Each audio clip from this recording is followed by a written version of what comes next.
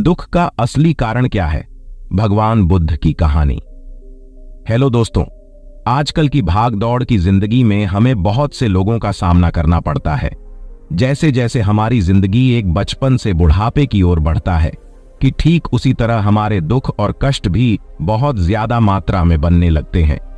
है कि आपने कभी विचार किया कि यह दुख हमारे मन में क्यों उत्पन्न होते हैं और इसे किस तरीके से दूर किया जा सकता है? इस वीडियो में भगवान बुद्ध के द्वारा बताई गई कुछ कारणों को विस्तार से बताया गया है। जानने के लिए वीडियो में अंत तक बने रहे।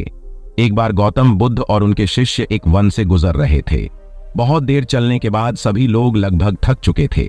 तभी बुद्ध और उनके शिष्य एक विशाल पेड़ के नीचे बैठ जाते हैं। उस पेड़ के नीचे एक अलग से शांति होती है। सभी लोग चुपचाप शांति का अनुभव कर रहे होते हैं। थोड़ी देर बाद बुद्ध के शिष्य के मन में एक सवाल उठता है कि शिष्य बुद्ध से पूछते हैं, बुद्ध, मैं आपसे एक प्रश्न पूछना चाहता हूं। बुद्ध करते हैं, पूछो क्या प्रश्न है? तुम्हारा चीज बोलते हैं, महाराज, मैंने कभी आपको दुखी नहीं देखा। आपके चेहरे पर हर समय अलग से मुस्कुराहट रहती है जो हमारे भीतर आनंद भर देती है। आपके चेहरे में एक अलग ही चमक दुखों को कोसों दूर रखती है। इस भिक्षु बनने से पहले मेरे जीवन में बहुत सारा दुख था जिसके कारण मैं भिक्षु बन गया, पर अभी तक मैं नहीं समझ पाया कि दुख है क्या। बुद्ध मुस्कुराते हुए बोले कि दुख एक विचार से ज्यादा कुछ भी नहीं है। सभी लोग यह बात सुनकर चौंक गए और बुद्ध से पूछते हैं, परंतु महाराज, विचार तो आते हैं और चले जाते हैं, पर दुख एक बार जो आता है तो जाने का नाम ही नहीं लेता। बुद्ध बोले, मैं तुम्हें एक छोटी सी घटना बताता हूं। एक नगर में एक धनी व्यक्ति रहता था।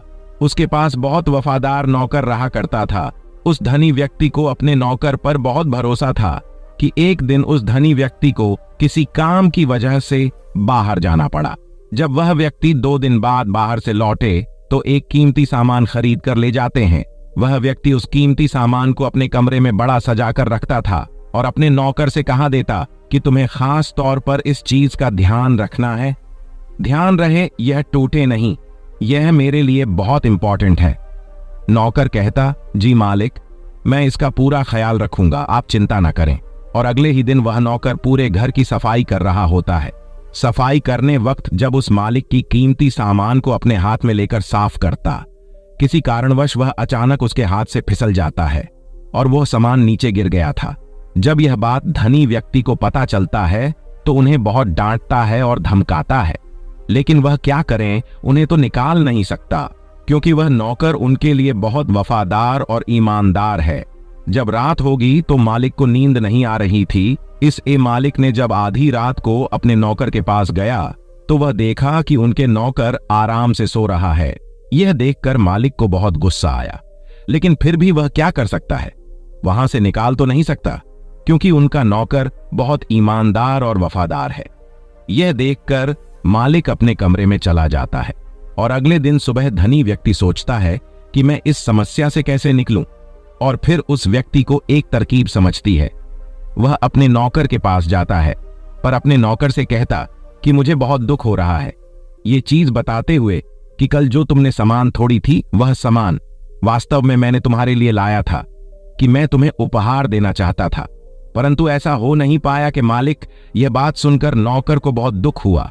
फिर मैं सोचता कि मेरे से सामान टूटकर बहुत बड़ी गलती हो गई थी, कि उस रात नौकर के मन में बहुत बेचैनी हुई है और वह यह सोचकर ठीक से सो नहीं पाया कि ऐसा क्यों हुआ है, क्योंकि उस नौकर ने उस कीमती चीज को अपने आप से जोड़ लिया है, इसीलिए वह दुखी हो रहा था।